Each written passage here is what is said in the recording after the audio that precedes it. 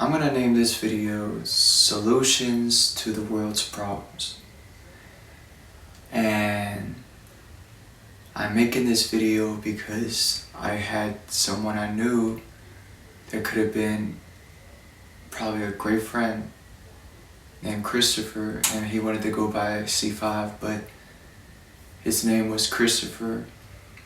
And I felt like I didn't show him an appropriate amount of love and attention that I could have had. And I know that we can't go back in the past and change the past, but he's someone that I think about a lot. And I think about, they say you die twice in this life. First is your actual death, and then the second is the last person to speak your name. So he's someone that I want to keep remembering his name, for the rest of my life, because I just want to learn how I can be the friend that I couldn't been for him, for everyone else, so that they don't make the same mistake he did. And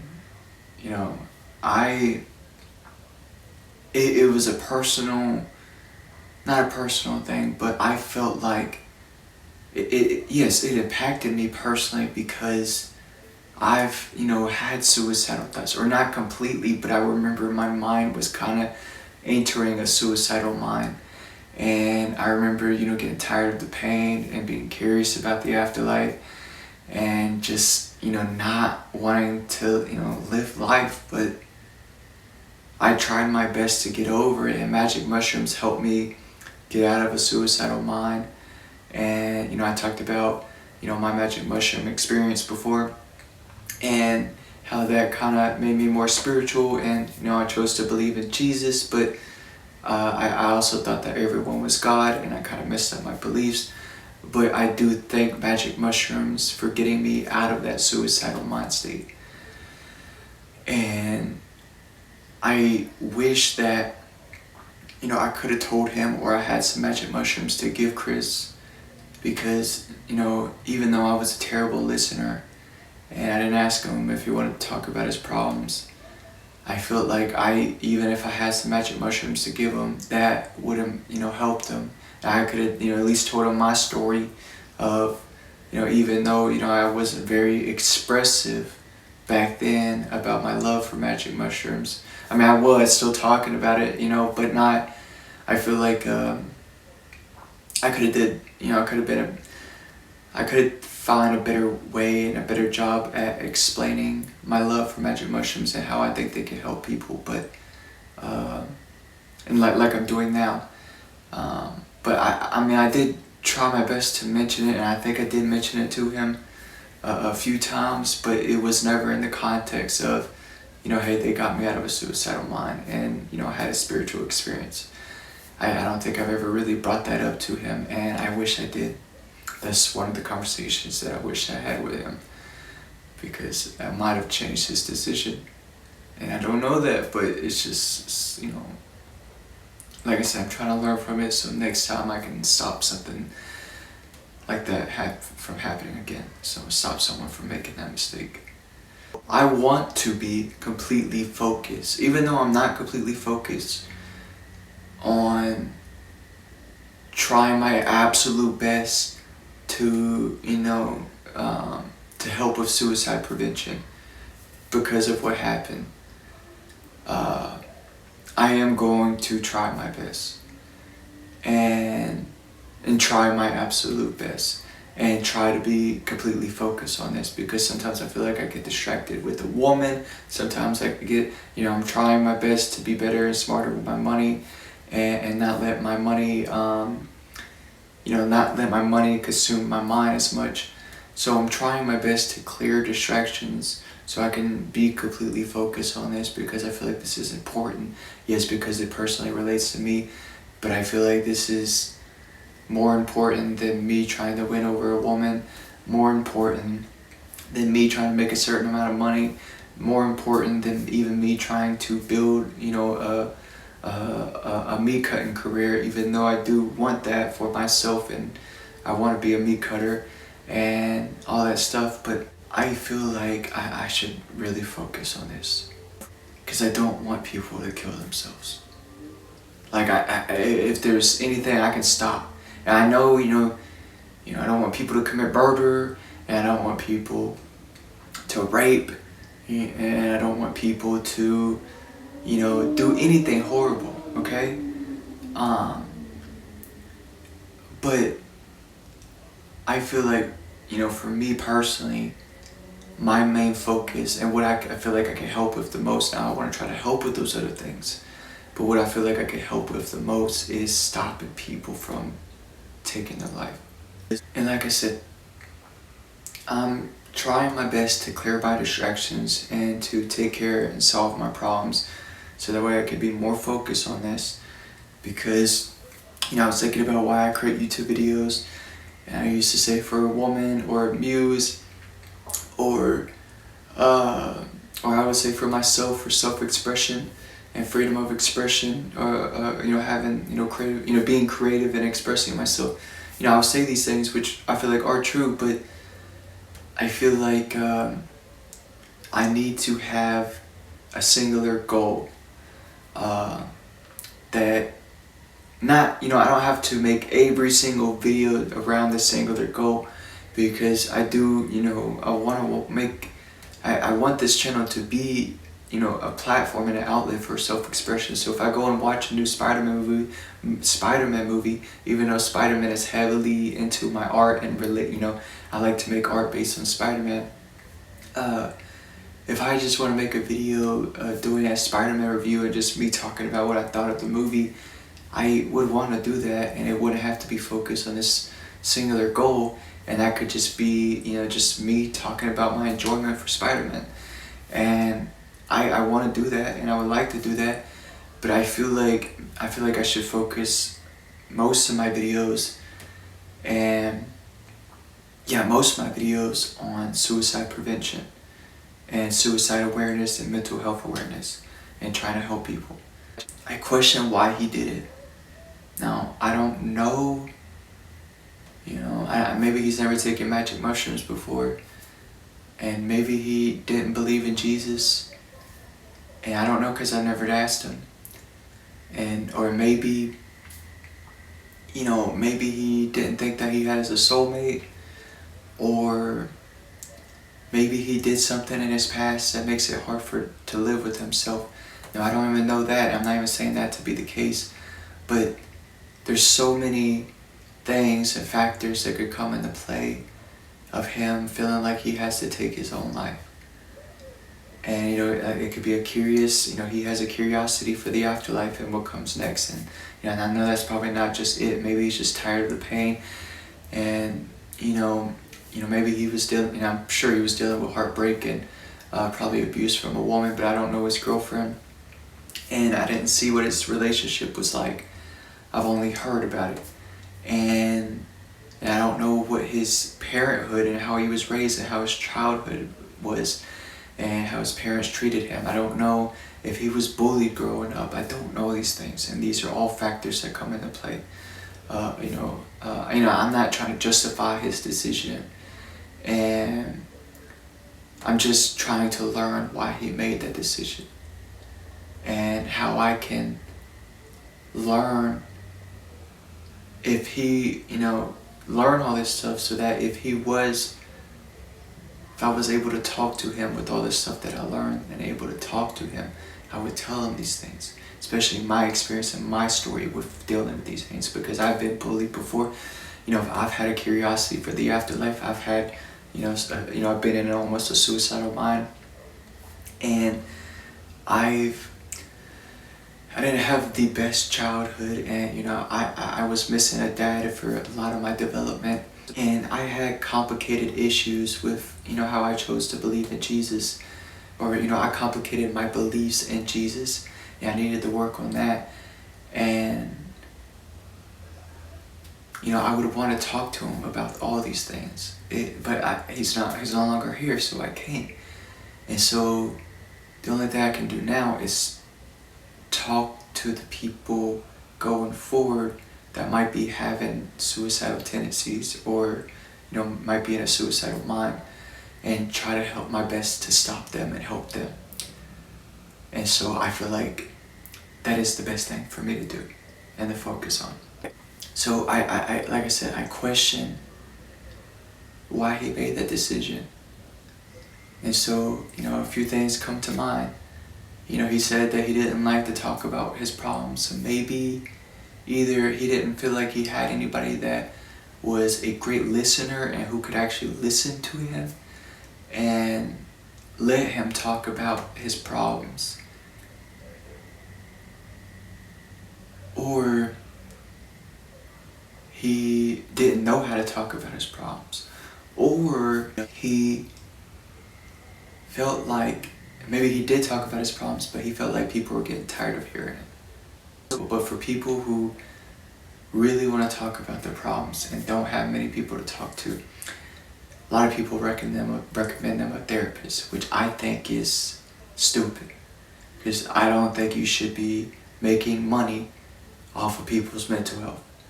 Because I don't agree with therapy. Now, if you absolutely need it and you want to do it and that's your choice and that's what you want to do, that's on you. But for me, I just think that you can literally, us humans have been processing and handling our trauma, for a long time, okay? Without therapists. Therapists and psychology is actually a new thing that came in, and we've still been able to still be human beings and still be able to handle our problems without the need of a therapist and without having to spend money on a therapist. Because first of all, if you're poor, it's expensive for therapy, okay? And to cover all your survival needs and to have money left over for therapy is very hard, especially for me to do, okay? So therapy isn't really a solution for poor people, okay? And I don't even think therapy helps, because it's almost like a drug addiction. And I say money is an addiction, but when you go to a therapist, and I don't want to say it's always like this, but typically you don't go to a therapist one time and then all your problems are solved. Typically you have to go to a therapist every single week or every 2 weeks or once a month or whatever, how you arrange it and schedule it. And you feel great and you feel better after that session. And then from what I'm told, they usually come back down and they feel like they have to see their therapist again. And there's some people that go and see a therapist for years, right? And I don't think it's like this for everybody. Maybe there are some people out there that go to a therapist one time and never have to go again, okay? But I know there's some people that go and they'll go to a therapist for a long time and they still, aren't able to solve all their problems. And it's like, and I've never been to it. I've talked to therapists and psychologists and psychiatrists before, but me on my own personally doing it, I just wouldn't want to, even if I had the money. And so, and that's why I dropped out of college, studying psychology, because the work was stressful and it was getting boring, and I wanted to focus on self-education. But I feel like I could be lazy, and it's hard for me to motivate myself to self-educate myself sometimes. But part of why I'm saying that, it was kind of too stressful for me, especially working a job. But I also did not agree with making money off of people's mental health. I just don't agree with that. And so I feel like we could still help people, and we could still help people without trying to charge them, okay? And I get that's how capitalism works. You solve a problem and then you sell the solution. But when it comes to mental health and people taking their life, I don't think that we should be putting a price tag on that. So that's just my opinion. And from a lot of people that tell me that they'll feel better after they come back from a therapist session. They'll feel better after the session, but then after a while of not seeing a therapist, they feel like they have to go again. Or it's kind of like you go and you feel better about yourself, and And it's almost like, sometimes they kind of form a parasocial relationship, and a lot of patients try to make friends with their therapist because they don't have any friends that can listen to their problems like a therapist can. And I feel like that is part of, building a strong friendship, is being able to listen to each other's problems. And like I said, in my last video, I could be a terrible listener, and I need to get better at listening, which is a problem that, we have to work on. It's being better listeners, and talking about running away from our problems and not handling our problems and not solving our problems. We could take care of a problem of ours just by being a better listener to other people. I mean, if we expect people to be a better listener towards us and to listen to our problems. Now, I think part of being a man is, I'm actually for talking about your problems and being comfortable and confident about talking about your problems, because sometimes an event happens, like our car breaks down or something unfortunate and not planned happens to us, and it's a problem in the moment, and we could just make ourselves feel better just by talking to a coworker about it. And so I'm for talking about problems, but time and a place, or I don't want to say time and a place, but when it's appropriate and you can find someone that is okay with you talking about it. So, we have to learn to do that, but we have to also learn to not be too shy and be okay and confident in expressing ourselves, even if we're being vulnerable and talking about our problems. So, yeah, if we expect other people to be better listeners towards us, we could start by being better listeners to other people.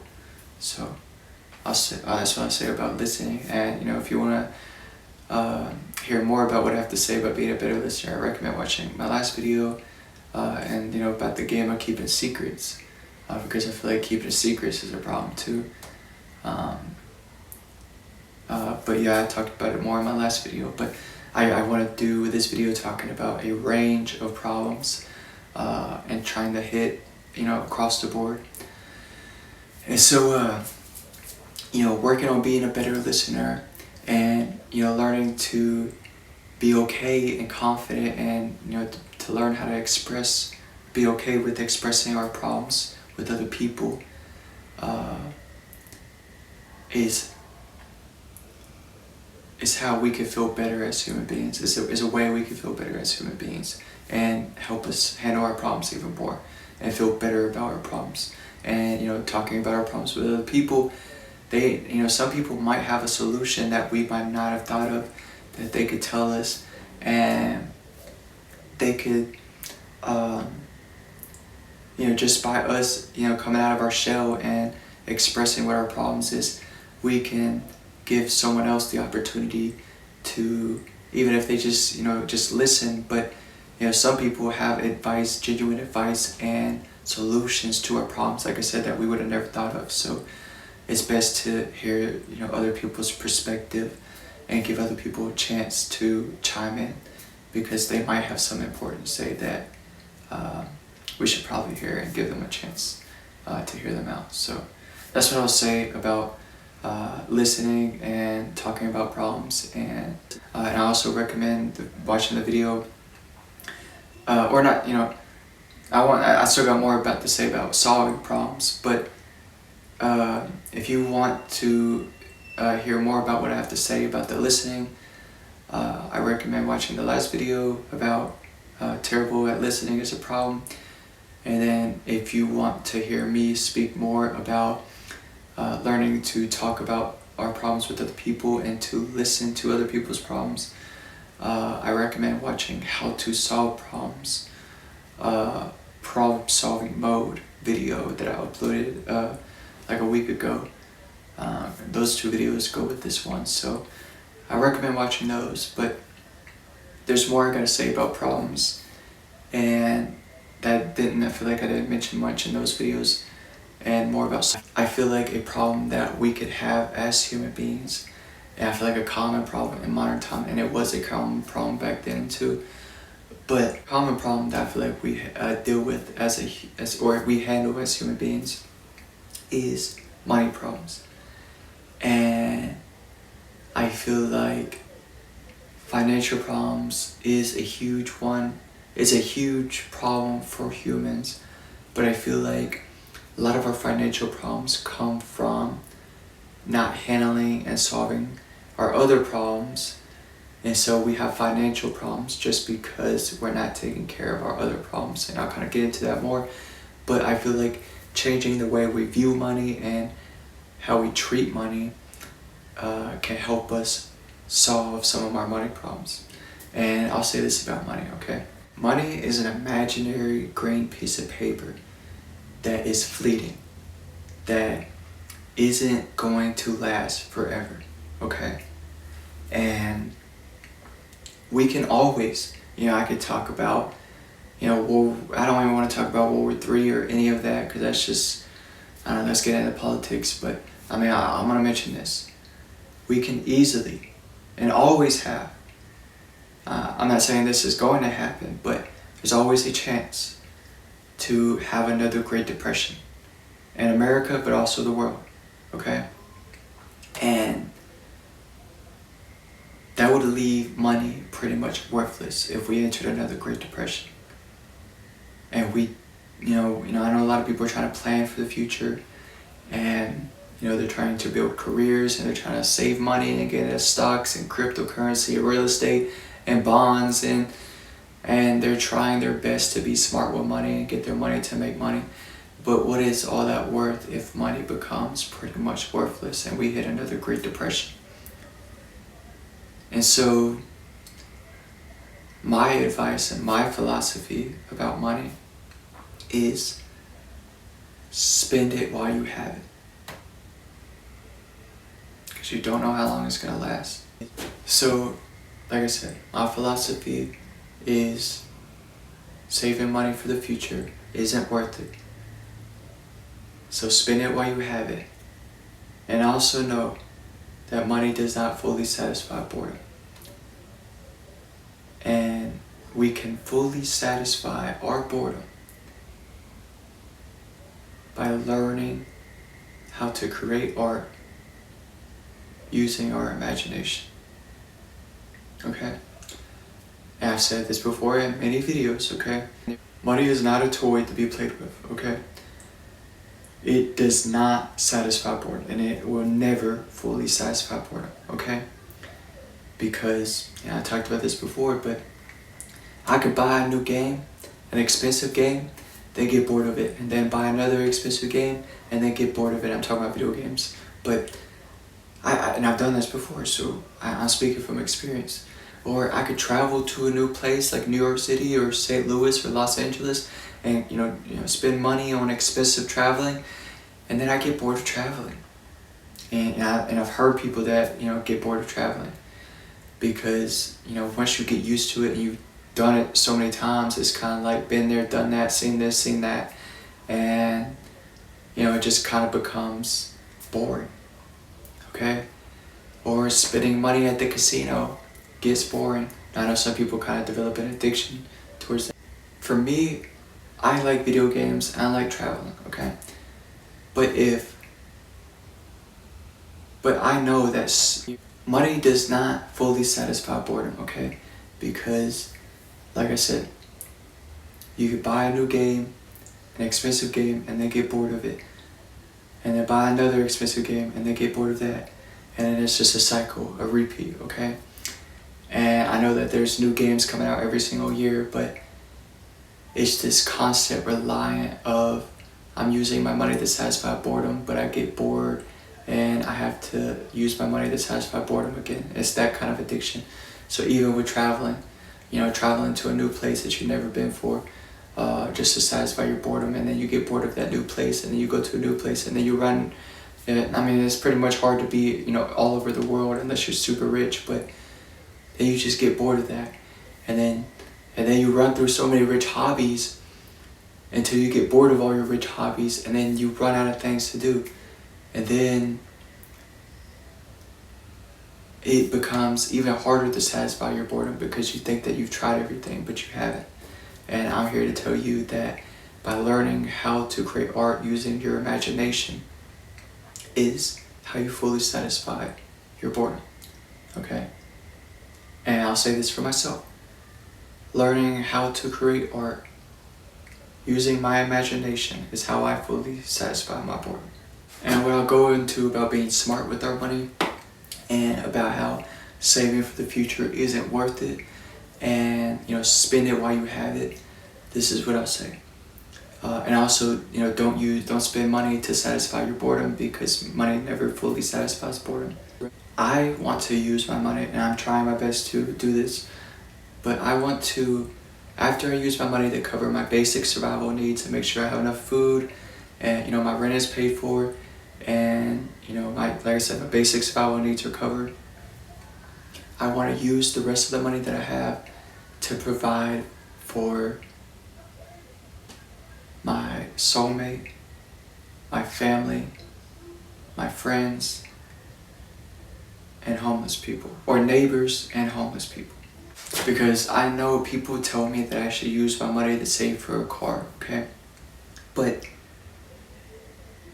like I said, all that money, I could put money aside and save for a car, even though the economy is increasing and prices are increasing, at a steady rate, and we don't know when it's gonna go back down or if it's gonna go back down.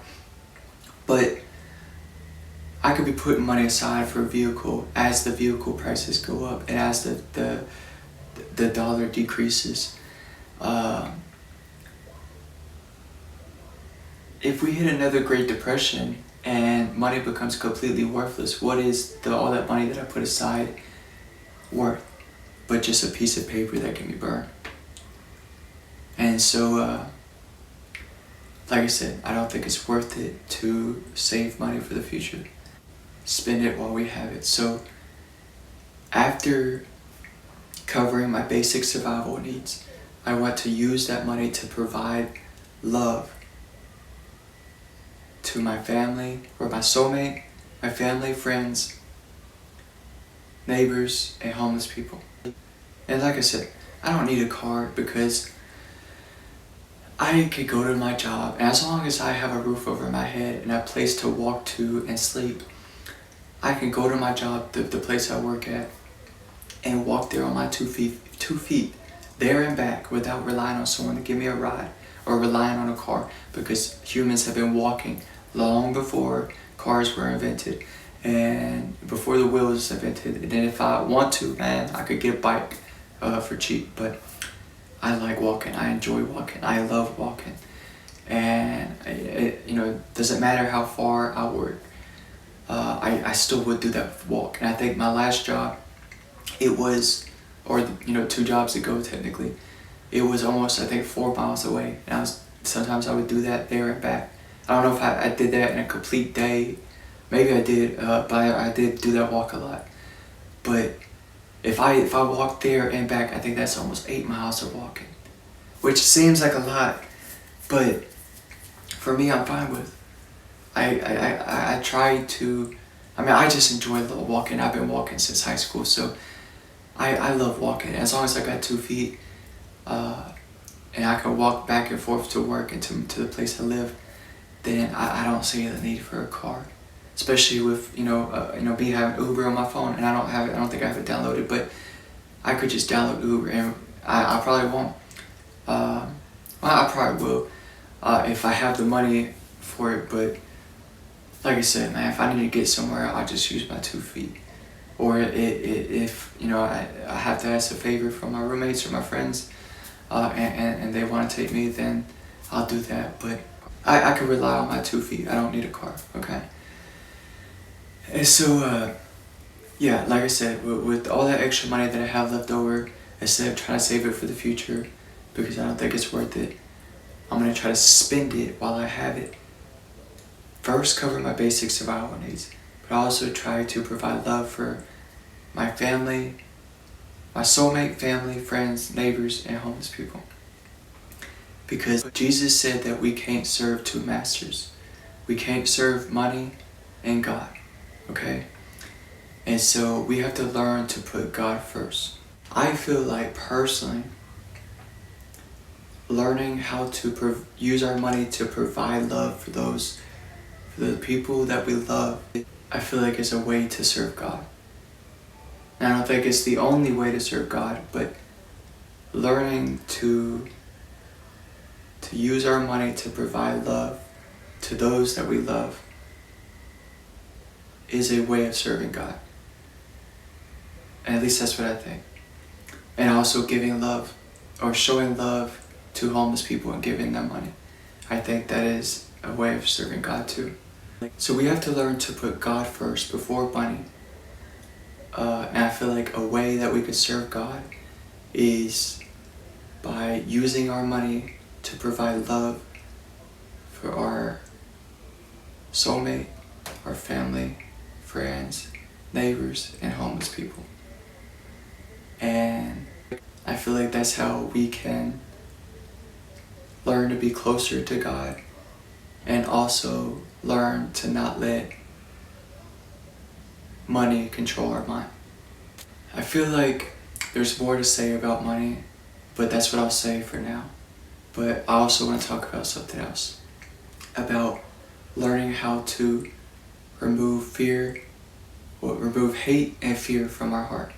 And ways that we could do that, which will help us with our problems, and I feel like that is some of the problems that we can have as human beings, is just having hate and fear in our heart. So learning to remove hate and fear from our heart can help us feel better, but help us solve our problems. I feel like some people hate reading. And if you're someone that hates reading, I feel like you should try to find a book that resonates with you, that you feel like you could get into and you feel like you could enjoy reading.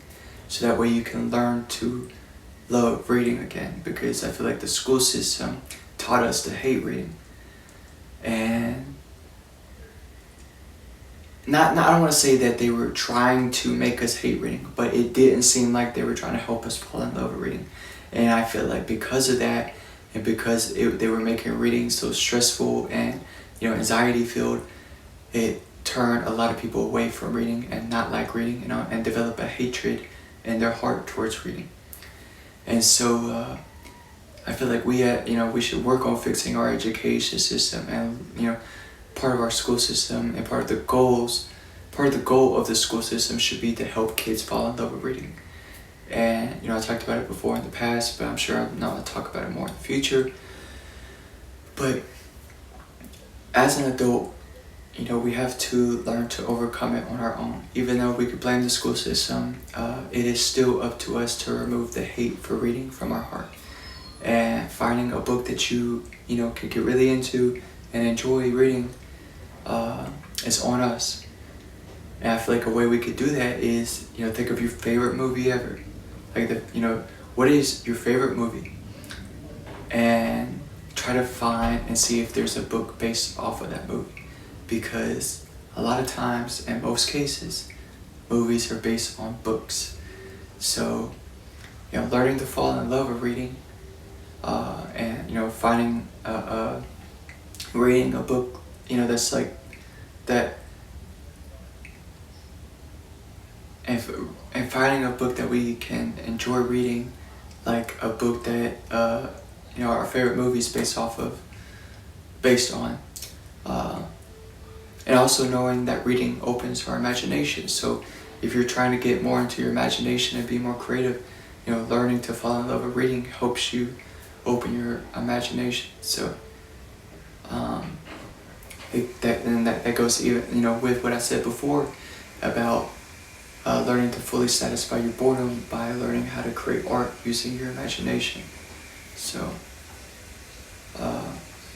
learning how to fall in love with reading goes with that. So if you're trying to be more creative as an artist, and there's other ways to be more creative, but learning to fall in love with reading and enjoy reading and get into reading helps, like I said, open your imagination and helps you be more creative.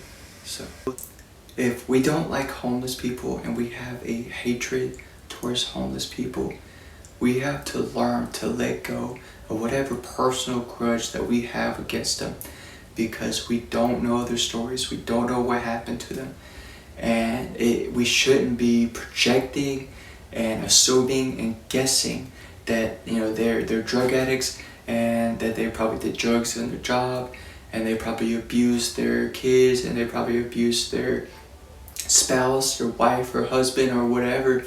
I feel like sometimes we could be too harsh on homeless people, and I try not to judge because I was homeless, but it's hard. Humans. It's hard to not to judge as a human, but I feel like we have to learn not to judge, and I'm still trying my best to do that. And so I feel like we need to learn how to see homeless people not beneath us, because they are human beings just like us, and they make mistakes just like us, okay?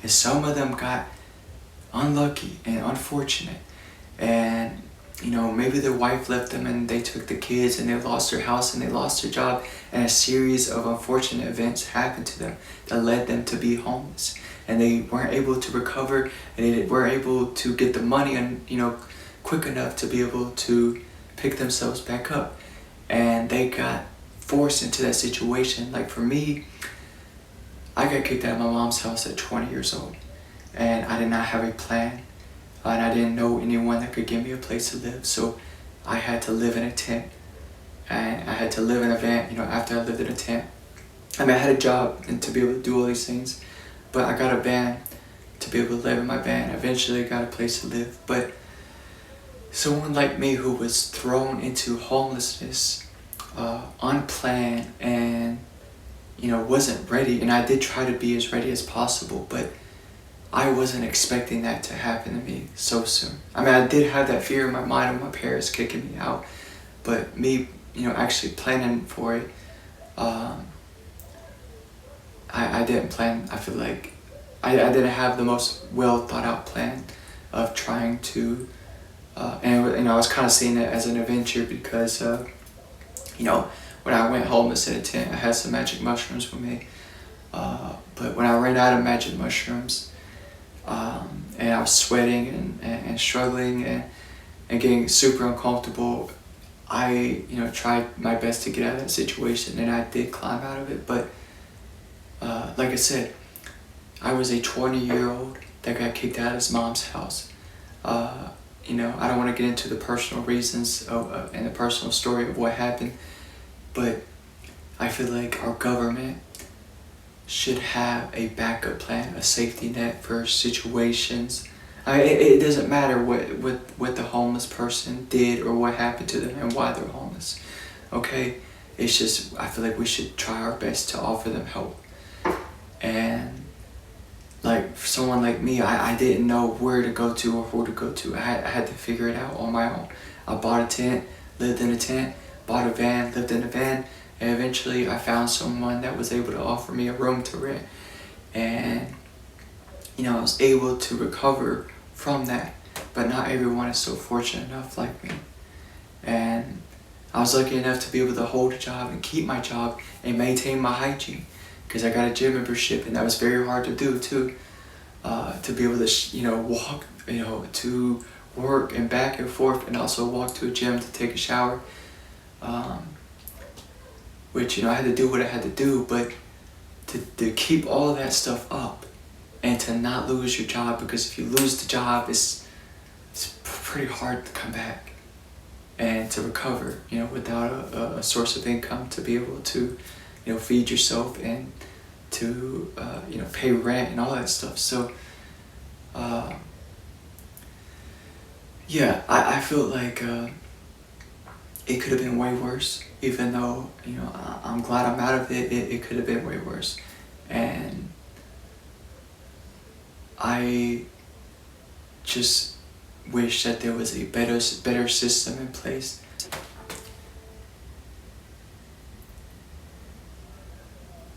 If we as a society want to try to fix our homeless problem, we have to learn to show more love to homeless people by being a better listener and hearing their story without trying to, guess and assume and project of what happened to them, and actually try to hear them out and what they have to say, and giving them money without questioning them if they're going to use it for drugs or not, because you don't want people telling you how to spend your money. Learning to show more love to homeless people by learning to listen to them and hear them out and giving them money with no questions asked is a great way of solving a homeless problem in America, or just in the world. And I'm sure there's a lot more that we need to do, like have it very easy to get a job, have it very easy to get roof over your head, have it very easy to get food in the stomach. I feel like we could do so much more to fix the homeless problem, but us as an individual, just by not ignoring the homeless and giving them attention and listening to them and giving them money with no questions asked, is a great start and a great way to show them love. And you doing that is a slow way of helping fix the homeless problem in the world. Just you doing the small thing and doing your part. Because if we as a collective want to get together and solve this problem, we all have to be in agreement and have the same goal. And if there's some people that hate homeless people and judge homeless people and they don't want to give them any money and they have something against homeless people, it's very hard for us to fix the homeless people or fix the homeless problem in our country and the world if you have people that hate homeless people. And you have some people that, serial killers that uses homeless people as their victims because they're easy victims, okay? Because nobody cares about the homeless. So we as a society, if we learn to care more about homeless people, then they're not easy victims for murderers and serial killers, and they're not a burden to our society, and we can help them feel more like human beings. Because I feel like sometimes their self-esteem can be low because I'm sure some of them just don't care anymore about what other people think about them, but I feel like sometimes they get treated like trash and disrespected, and some people don't see them as human beings, and I feel like that's a problem. So I feel like we need to change how we treat homeless people if we expect to fix our homeless problem in the world. And if you want to remove hate from your heart, showing love to homeless people, if you have a hate towards homeless people, is a great way to remove hate from your heart and to feel better as a human being and to be a better listener and to be better with your money. And that homeless person could have easily been you. And I'm trying to think of the Abraham Lincoln quote of, I forgot how he said it, but we could easily be in someone else's shoes and make the same mistakes as someone else if we were under the similar circumstances. If we were under similar circumstances that they were under. I think he said something like that, and I have to look up the full quote. But that homeless person could have easily been you, and you could have made the same mistakes as that homeless person had been in that situation. And you don't want to, if you were in that situation, you wouldn't want people treating you poorly and disrespecting you and hating on you. So that's what I'll say about the homeless thing. Also, if you don't like and have a fear of mushrooms, that is a great way to remove fear and hate from your heart, or hate and fear from your heart. Because I feel like a lot of people don't understand mushrooms. A lot of people are scared to take magic mushrooms, and they're missing out. And I feel like if you're trying to get in touch with your intuition and your gut feeling, and you're trying to be more healthy because you are what you eat. But I feel like by not giving them attention and the credit that they deserve, because I do view them as our neighbor and not a second master, but they are a part of the main life kingdoms, the kingdoms of life that we eat from. and their genetics are closer to us as animals than they are to plants. And so, we eat from mushrooms or fungi, animals and plants, and the fungi genetics are closer to us animal genetics, or animal genetics, than they are to the plant genetics. So I feel like they are a very important component in terms of our survival and how we take care of ourselves, and our intuition and our gut feeling. And they also help us increase our creativity. And I feel like magic mushrooms can be a creative tool to help us solve our problems, like marijuana. But I wouldn't give marijuana too much credit on. I feel like marijuana can stop people from committing suicide, but I would give magic mushrooms. I would say magic mushrooms help more people get out of suicidal mind than marijuana. And I feel like marijuana can do that, and can help you appreciate nature and solve your problems. But I feel like magic mushrooms are much stronger. And there's some people that just take magic mushrooms one time in their life, and they don't need to take it again.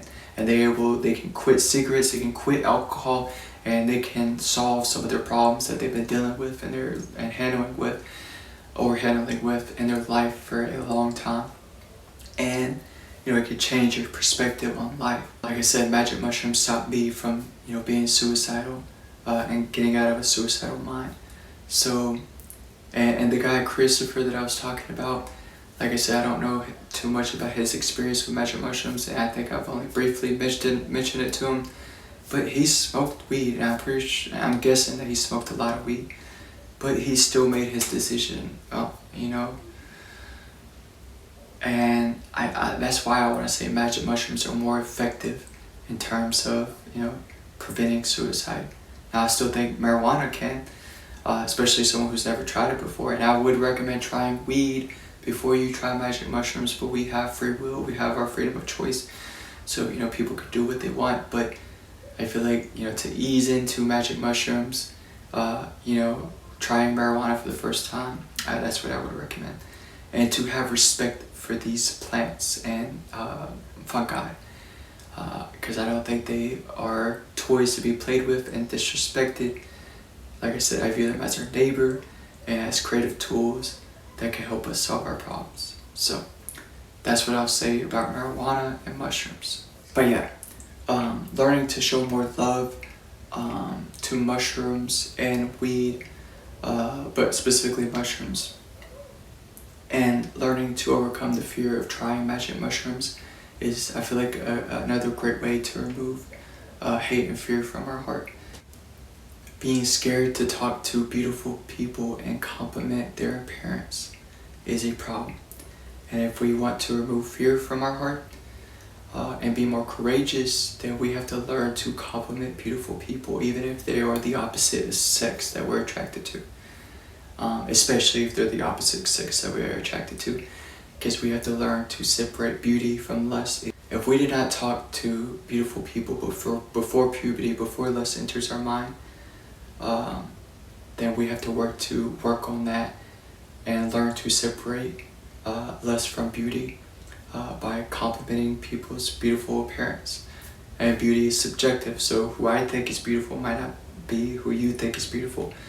So yeah, if we want to be more courageous and remove fear from our heart, and also it helps beautiful people feel better and feel flattered and feel confident in their looks, and helps them feel appreciated, and it helps you feel confident in your ability to compliment someone's appearance and to talk to beautiful people. So it helps both parties. So that is another way of removing fear from the heart and building courage. A problem I feel like that some of us might have, and I'm not perfect sometimes, I lie, but I feel like another problem that we might have as human beings is being great at lying, and that makes us terrible at telling the truth. I will say this about lying. I don't think being great at lying is a problem, because I do like acting and like movies and going on stage and learning improvisation or learning how to improvise and learning how to, be an actor and, play different roles and different characters. And I think that could be fun. And I do want to try to do that. Learning to play with lying. Okay, this is what I'll say. For the people that like lying, me personally, I don't. I still do it, but for the people that like lying, I feel like learning how to act and play with your lying, like, learning to improvise and, all the different acting skills, I feel like is a great outlet. Instead of using it to trick people or, to hide things from people, you could just use it to have fun and pretend to be someone else, but it's all in a playful manner and not in a manner of trying to trick someone and hide something from someone. But yeah, if you're someone that likes lying, yes, you could still become great at telling the truth, but you have to find a healthy outlet of lying, like, taking acting classes and, doing theater, like learning how to act, being playful with your lying. It's a great way to use lying to have fun and not to get away with something, if that makes sense. And another problem that we could deal with is, as human beings, is not speaking up for ourselves and defending ourselves and standing up for what we believe in. And not letting people talk down on us. And don't let people bully you. Don't let people talk down on what you love. So, learning to fight for what we love and fight for ourselves and what we believe in, and being better at defending ourselves and what we love is a great,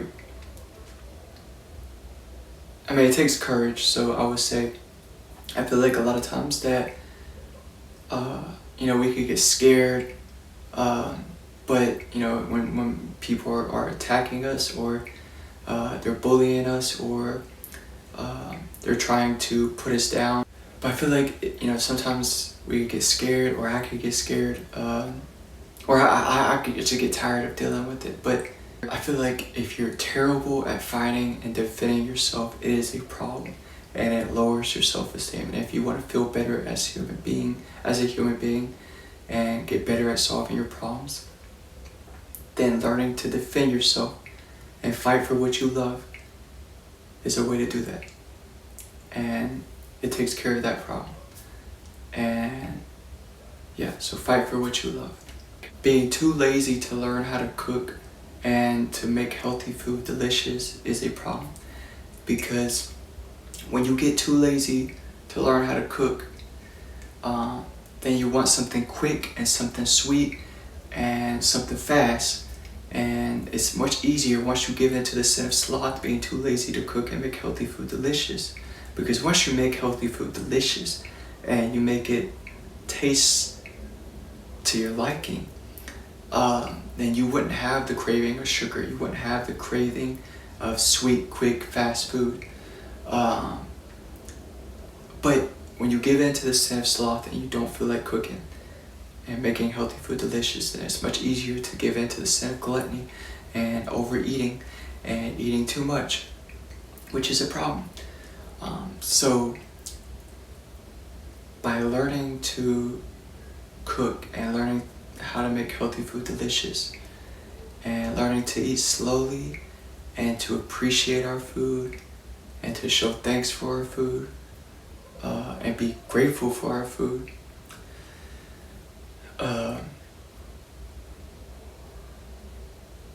and to not eat too much and overindulge is how we avoid giving into the sin of sloth and avoid giving into the sin of gluttony.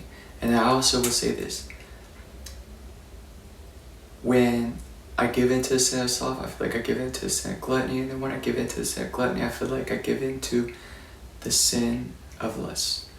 And I feel like, because when I eat a whole bunch of garbage food, I say you are what you eat, but when I eat a whole bunch of quick garbage food because it's fast and it tasted sweet, and it was convenient, when I do that, I feel awful and I feel like garbage. I feel lethargic, and I have more extra energy to waste, which makes me have more lustful thoughts. It makes me want to masturbate and watch porn, which I feel like is also a problem. So by learning to take care of those things is how we can take care of those problems. So, like I said, learning not to be too lazy to cook and make healthy food delicious, and learning not to, overeat and, eat too fast, and learning to appreciate our food, and then also learning not to, give into porn and masturbation. Is a way we could take care of those problems. And I made videos talking about before about porn addiction and how to quit porn. I would just say this: when I'm eating healthy and I'm fasting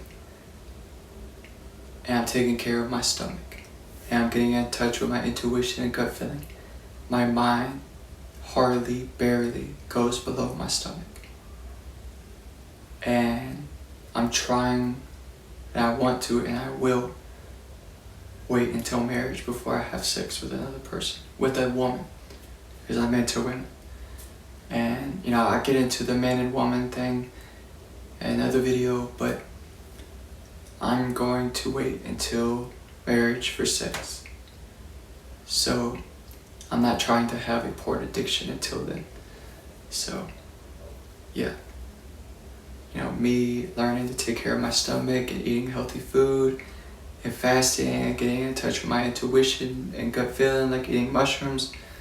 Like I said, my mind hardly and barely goes below my stomach. So, like I said about, trying to remove hate and fear from our heart, I feel like if we don't want to learn to be more courageous and learn to be more loving, that is also a problem. And I've listed different ways of how you could be more courageous and be more loving, and how you can remove fear and hate from your heart, or hate and fear from your heart. But I will also say there's some other things you could do, like overcoming the fear of snakes and spiders, which is a great way to build natural courage. And I will also say this, learning not to be weirded out by frogs, which is a great way to learn to be cool with weird, which is another thing. But that's something I feel like other people should work on, because I have people tell me that I'm too weird or I weird them out. And I feel like, and I used to play with frogs as a kid, and I got bullied for it because I had a wart on my hand, and I talked about the Christian touch and stuff like that. But I feel like, I stopped playing with frogs because I was, people don't want to be touched by me. They were weirded out by me, and they were disgusted by me. So I feel like if we want to learn to be more cool with weird, which will help us connect more as human beings, because we shouldn't be outcasting the weird people, because they're human beings just like us, and we shouldn't be treating them like they're less. So learning not to be weirded out by frogs and learning to be cool, weird, I feel like is a social problem that we need to solve too. Learning to not be weirded out by frogs can help us not be weirded out by weird people, because I think it's okay to be weird. But yeah, I feel like more people need to learn how to be okay with it, with other people being weird. I feel like I need to make another video about just weirdness, and being more focused on weirdness. But that's what I'll say about being cool, weird, and try not to be weirded out by frogs. Also, giving up on solving a problem, or giving up on solving a puzzle, is a problem, because that makes you a quitter, and you miss out on the joy of satisfying your curiosity. When you don't stick with it and stay persistent and and stay focused. And when you quit solving a problem, or when you quit solving a puzzle, you discourage yourself from your ability to solve the next puzzle. And you miss out on feeling, like I said, the joy of satisfying your curiosity, the sense of accomplishment, and the confidence boost of, hey, I solved this puzzle, I did this on my own, and now I feel even more encouraged to solve the next puzzle, a harder puzzle, and it makes you more confident in your ability to tackle and solve the next puzzle. I keep mixing up puzzle and problems, so please forgive me for that. But yeah, I mean, it kind of goes along with it. So, because when you solve small problems, and I'll say this too, by learning to solve small problems, you can learn to solve bigger problems. So, and it will give you the momentum and the motivation and the encouragement to take on the bigger problems that might have seemed overwhelming at first. So, I talked about cleaning my room. If there's a small little dresser that I could just, my whole room might be a mess, if I could just take care of a small problem, a small mess, even if the whole messy room overwhelms me and it seems like a big problem, if I could just focus on a small problem and a small mess, like cleaning up my dresser, that will give me the motivation and the encouragement to try to take care and solve the bigger problem and clean up the bigger mess of my room. So, yeah. But being, a problem solver and a puzzle solver, being a problem solver and being a puzzle solver is a great boost to our self-esteem and our confidence, and helps us to be able to help other people, because sometimes other people need, I feel like I'm the type of person, if they're, if someone's trying to solve a puzzle that I solved before, I would want to try to help them, but I would want to see if they could do it on their own. And I wouldn't want to give it to them fully right away. I'll kind of want to give them hints, or little tips and tricks that might help them get closer to the solution, and to their desired outcome, which is what teachers used to do. If they see you struggling with a question on a test or a quiz, sometimes they'll, they don't want to give you the answer, the complete answer and just give it to you for free. But they'll help you by giving you a hint. I had some teachers do this, but they'll give you a hint and they'll be like, think about it like this when I taught, that, this specific thing, during that day, and try to remember what I said, or, they'll get you closer to the answer instead of fully giving you the answer for free. So you still have to work for it there, but they make it easier for you. And so that's what I would want to do. But in order for me to do that, I have to be able to do it for myself and be able to solve problems and puzzles on my own if I want to help other people solve their problems and puzzles. But I will say this, don't be too focused on solving your problems where you ignore. I was saying, don't be too focused on your problems where you ignore someone else's problems. And I feel like we get sometimes, I fell in the trap of, being too focused on trying to help other people with their problems, and I don't try to help my problems. So, and then I fell also into the trap of being too focused on my problems that I don't try to focus on the problems of someone else. And I feel like we don't need to be, we need to have a balance, because we don't want to be too focused on helping someone with their problems and ignoring helping our own problems. And then we also don't want to be too focused on solving our problems and ignoring everyone else's problems. And because, we're going to have problems until the day we die. It is part of being a human being. I had an older woman tell me that, actually. Older people, they have wisdom, but human beings are going to deal with problems and handle problems until the day they die. And we have to learn to balance solving our problems by helping other people solve their problems. And like I said before, learning to be a better listener and to, take a break. Sometimes we just need to take a break from our own problems and not think about our problems and just be, give our complete focus and full focus on someone else and listening to what they have to say. And even if we don't have the best or any solution to give them, we could still give them a listening ear, which is enough. Because sometimes we don't have all the solutions. Okay, so like someone who, I'll tell this example, but there was an older woman who was telling me that her dog died, and she just wanted someone to listen to her, and hear her grieve. And she wasn't really asking for a solution or anything. She just wanted someone to listen. And I feel like for me, a lot of times I just want to think of a solution. Like, you give me a problem, I'm gonna try my best to think of a solution. And I feel like that is something that, that could be a problem if someone just wants to be a listen and they don't want solutions. And so, we have to learn when it's appropriate to give solutions. But it's okay, to give someone solutions if you think it will help them.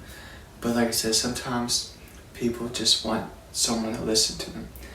And the old lady talking about her dead dog, I don't think this happened, and this didn't happen when she had her dog died. But like I said, she just wanted someone to listen. But let's just say, I'm sure I was handling some of my own problems, but I needed to ignore my own problems so that way I can fully listen to her talk about her problems. So taking a break from my own problems for a moment just to give someone else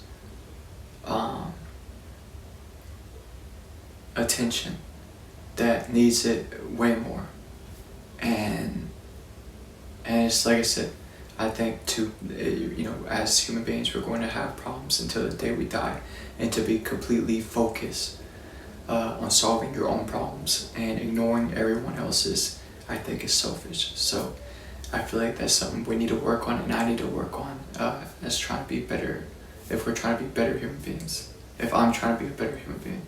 I'll also say this, I feel like we should also learn how to show more love to things that don't get much love, like the color brown. And I know that's kind of a silly example, but I feel like, especially me going into colors and stuff, but I feel like the color brown does not get that much love, and white and black gets more love and attention than the color brown. And compared to all the colors, I feel like brown doesn't get that much love compared to all the colors. And so that's just an example, but there's other things in life that don't get much love, and a lot of people ignore or neglect. And I feel like spiders, I feel like not that many people are, I'm sure there's a lot of people, but spiders and frogs, you could say don't get much love typically. There's still some people out there that love them, but for me, I feel like they haven't got much love from me. And I would want a pet spider and a pet frog, and I would want to show them love. But even though they're not typically, if you think about it, they're not the most typical lovable pets compared to cats and dogs. So, technically, if you, do that, if you compare them in that way, then they don't get that much love as a typical pet. But I would want them, I would want a pet spider and a pet frog over a pet cat and a pet dog. And I'm cool with having a pet cat and a pet dog, but just for me personally, I would want a pet spider in my room and a pet frog in my room. I just think that would be cool. They would be cool.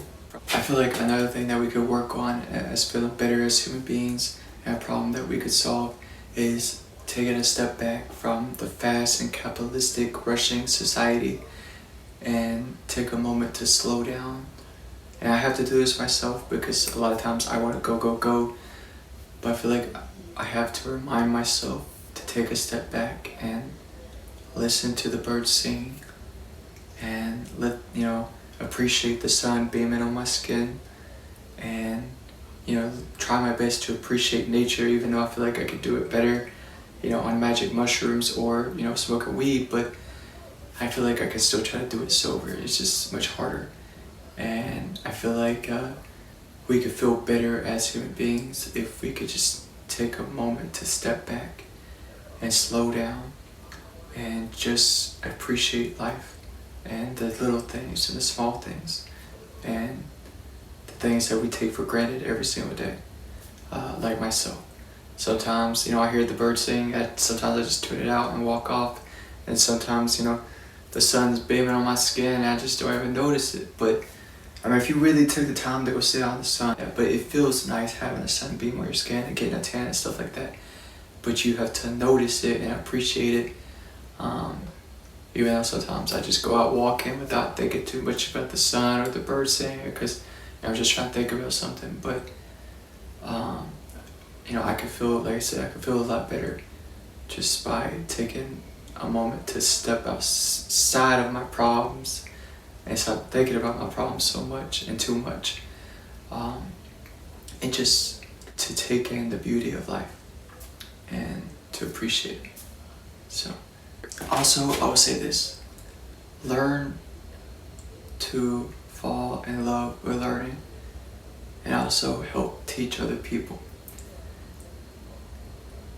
because I feel like it is our responsibility to share our knowledge.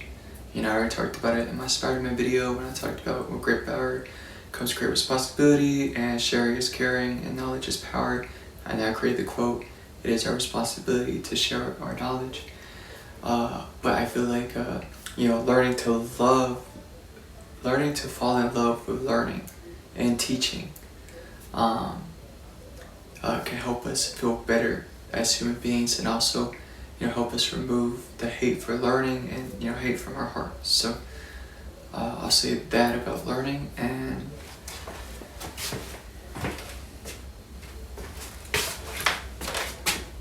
to end the video, I want to say this: I feel like another problem that we could have is choosing not to believe in Jesus being the only God. And I feel like for me, that was a huge problem when I didn't believe in Jesus and when I had complicated beliefs about Jesus. And I felt like I felt better once I chose to believe that He is the only God. And it took me a while to do that because I mentioned that I had complicated my beliefs after I took magic mushrooms, because yes, I chose to believe in Jesus, but I also chose to believe that everyone is God, which I complicated and messed up my beliefs when I did that. But magic mushrooms got me out of a suicidal mind, and it stopped me, and it helped. When I took magic mushrooms, they helped me come out of a suicidal mind, but they also helped me believe in Jesus. Even though I complicated my beliefs, it was better than what I believed in before, which was nothing or something, where I was saying I was agnostic, maybe there's a creator. I just didn't know what I believed and didn't know what to believe. But I chose to believe in Jesus after I took magic mushrooms. And I complicated my beliefs and I had to work on it later on. But I feel like, because I don't want to try to be forcing or pushing Jesus on anybody, because there's some people in my life that don't believe in Jesus and they don't want to be convinced. And I don't know how else to talk about Him with them without turning them away from Him. And I feel like the best way for me to do that, and best way for me to get them closer to Jesus, and how I can help people, convince people to believe in Him, is getting people to fall in love with reading, or helping people fall in love with reading, because I think that will remove hate from their heart and get them closer to reading the Bible, and help them not be scared of taking magic mushrooms, because I feel like that will help them be courageous and remove fear from their heart. But I also feel like that will help them choose to believe in Jesus, because magic mushrooms got me out of suicidal mind and they helped me choose to believe in Jesus.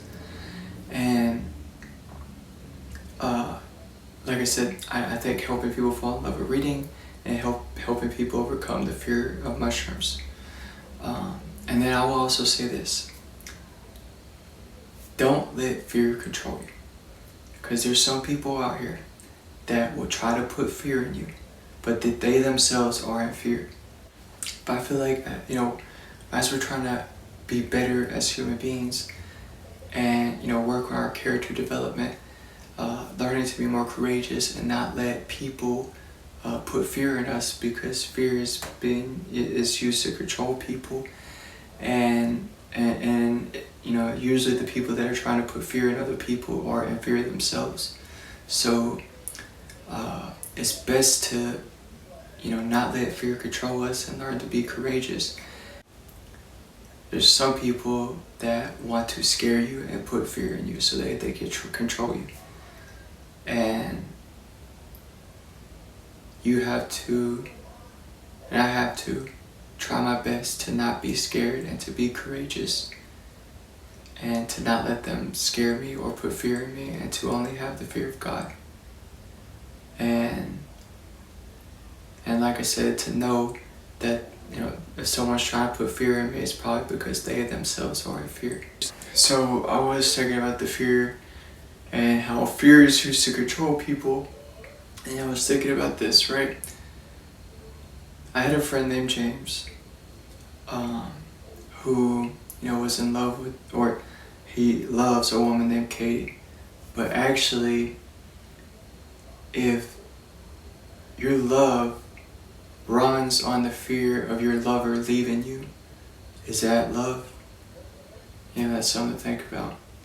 But I'm in love with Katie, okay? And I just wanted to talk to her and see her.